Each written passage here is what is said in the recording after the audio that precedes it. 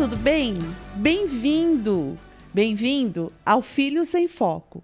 É muito bom ter a sua companhia. Você já assistiu os episódios anteriores? Estamos nesta temporada de 2025 no 4º episódio. Se você não assistiu, acesse, aparece aqui na sua tela, as nossas redes sociais. Nós temos o YouTube, o canal para você se inscrever, e temos também no Instagram.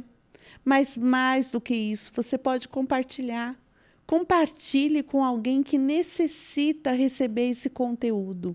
Um conteúdo tão relevante para ajudar na educação dos nossos queridos alunos da Escola Adventista da região Centro-Oeste do Brasil.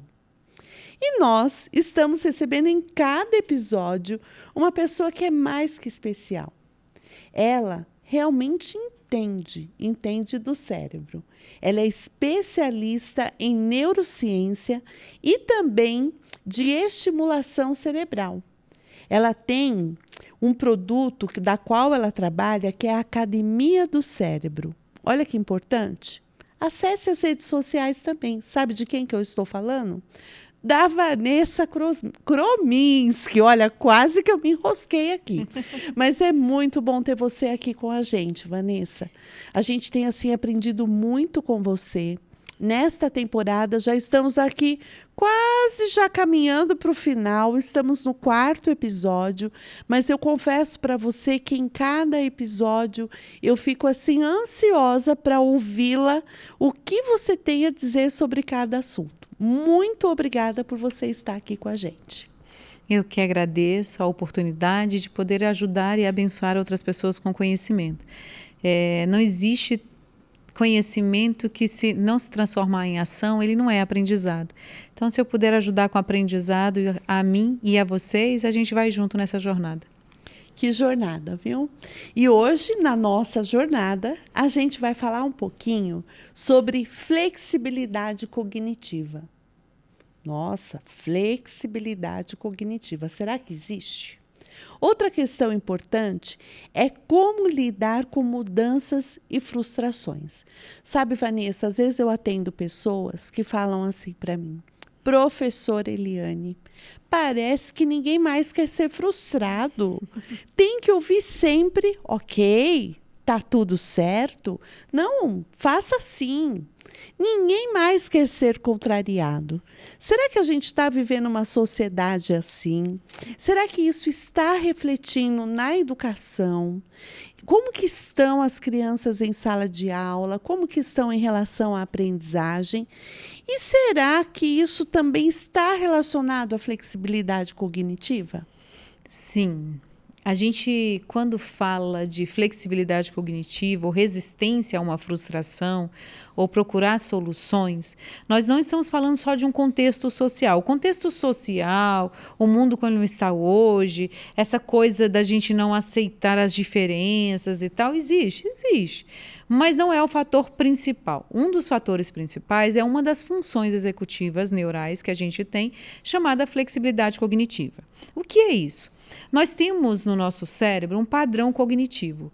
Nossa cognição, ela é fantástica. Porque o que ela faz? Ela procura padrões para se estabelecer, para ela funcionar de forma mais leve ou só imitativa. Vamos lá. Tudo que você aprendeu na sua história de vida, no jeito que você funciona, são como se fosse uma programação neural que foi feito pelo neurônio espelho ou por alguns neurônios que nós temos, que é o de imitação. O ser humano, diferente de outros sistemas de funcionamento, funciona pelo processo imitativo. Certo? Mas ele não só imita, ele reflete sobre o que imita e ele pode mudar essa imitação. Mas ele procura padrões. Por exemplo, quando a gente vai para a escola, que existem as fórmulas matemáticas. Essas fórmulas matemáticas foram várias pessoas que fizeram as mesmas coisas e descobriram que o cérebro faz um caminho e criou um padrão para facilitar para o aluno ou para a pessoa dar a fórmula. Às vezes tem alunos que detestam a fórmula porque ele tem outro padrão de funcionamento, entende? Então, o que é a cognição? A cognição procura padrões. Quando aquilo não está dentro do padrão que ele acredita, ele precisa exercitar uma flexibilidade, que é ajustar esses padrões, ou ajustar aquela informação, e que eu brinco muito que o nome principal da flexibilidade cognitiva é a capacidade de solução de problemas. E quem não tem flexibilidade cognitiva, que nós chamamos, quem não tem, geralmente tem rigidez cognitiva. É rígido, é um disco rígido que não se flexibiliza, que não facilita, não entende o outro, não entende o processo, não entende a situação. Tudo tem que estar dentro do que ele planejou, do jeito que ele pensou que seria, dentro da cognição dele. Se está fora, aí ele não tem a flexibilidade para fazer os ajustes. Então, flexibilidade é ajuste. E eu brinco muito que quem tem rigidez cognitiva, geralmente, fica com uma sensação em pensamento de catástrofe. Por quê? Porque se alguma coisa der errado, eu não sei o que fazer. E agora? Eu vou para a escola, e se eu não conseguir fazer a prova? E se der um branco? E agora? Se eu não fizer amizade? E isso? Pensamento de catástrofe, porque tem que ser do jeito que ele padronizou. A cognição dele construiu um padrão, ou uma história, ou algo que precisa ser cumprido, e ele ficou rígido. Então, muitas vezes, alguns, principalmente na neurodivergência, que nós chamamos, que são cérebros diferentes, principalmente os mais patológicos que existem, né? Mesmo, esses são aqueles que têm mais rigidez cognitiva e eles se descompensam verdadeiramente. Não é uma descompensação simplesmente de uma birra ou de uma frustração.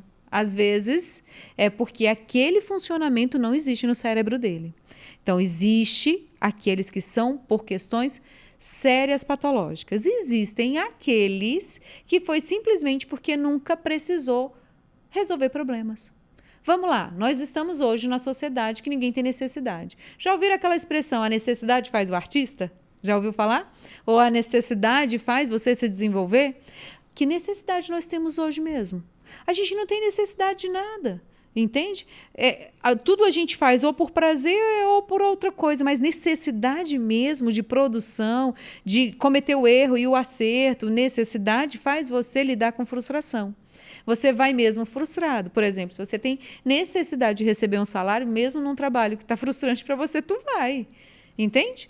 Mas hoje as crianças, no geral, não têm necessidades.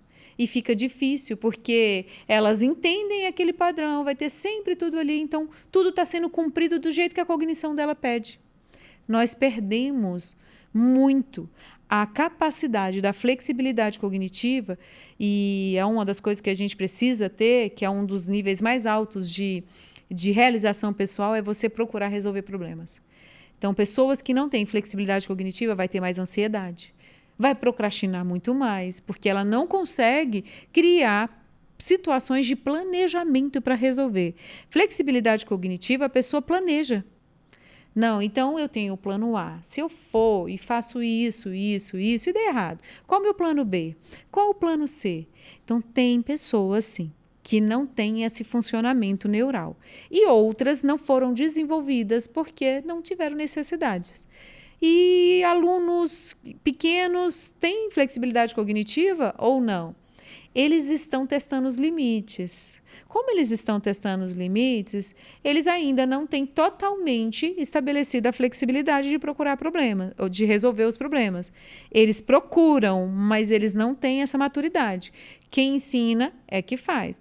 Vamos lá, mas um adolescente, uma idade aí, vamos pensar, de 12, 13, 15 anos, já tem condições de procurar resolução de problemas? Sim, se ele tiver experiências. Se ele nunca teve experiências de procurar solucionar problemas nem na casa dele, nem na vida dele e tal, aquela coisa toda. Por exemplo, a mãe. Vamos pensar aqui. Ah, o botão quebrou. A mãe vai lá e resolve rapidinho. Ah, faltou não sei o quê. A mãe vai lá e resolve rapidinho. E você pode ver, eu brinco muito que mães são super poderosas na flexibilidade cognitiva. A maioria, não todas. Que está sempre resolvendo o problema de todo mundo. Professor também é muito assim. Ah, peraí, pegar um grampeador aqui, pegar um clipe aqui, vou pegar não sei o quê. A gente consegue criar situações de soluções diante dos problemas, não é assim? Mas eles não têm essa capacidade, porque a gente não deixa eles criarem, porque a gente dá solução para eles o tempo inteiro. Olha só que importante. Pegaram as dicas? Muitas dicas. Mas se você ainda não pegou, nós vamos repetir.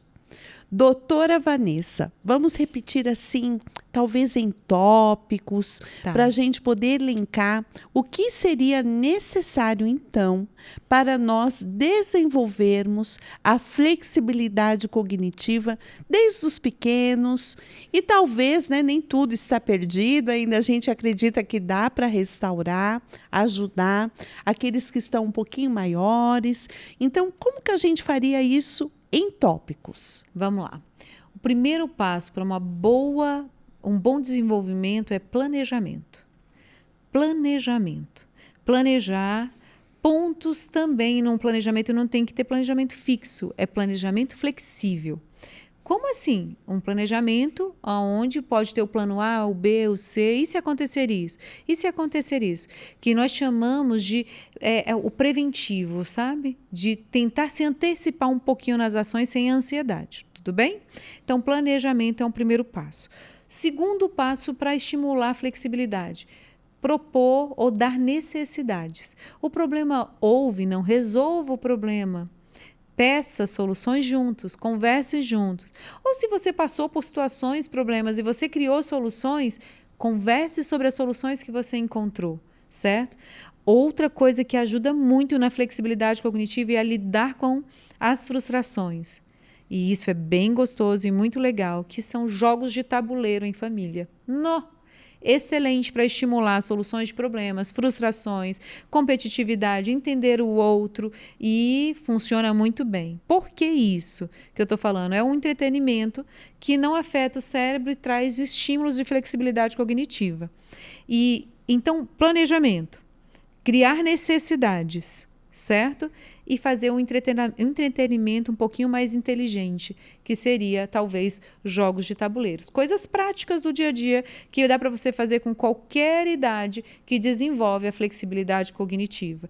E um último que eu esqueci aqui, mas ele é extremamente importante, que é participação na vida prática da família em todos os contextos. Não dê tudo pronto. Então, participação em tudo. Faltou isso, vamos resolver. É isso, vamos fazer. E assim por diante. Ok? Olha, gente, muito importante. Doutora Vanessa, obrigada por mais um episódio. Logo teremos aí o 5º episódio. E é realmente, assim, muito bom podermos ouvir situações tão importantes para desenvolver o cérebro, desenvolver a aprendizagem, e tenho certeza que os pais estão anotando e estão gostando. Você que ficou aqui até o final, obrigada. Você é sempre bem-vindo. Foi uma bênção para você, eu tenho certeza. Mas não fique só para você. Compartilhe ali na nossa rede social, no nosso Instagram, no YouTube. Tá tudo ali.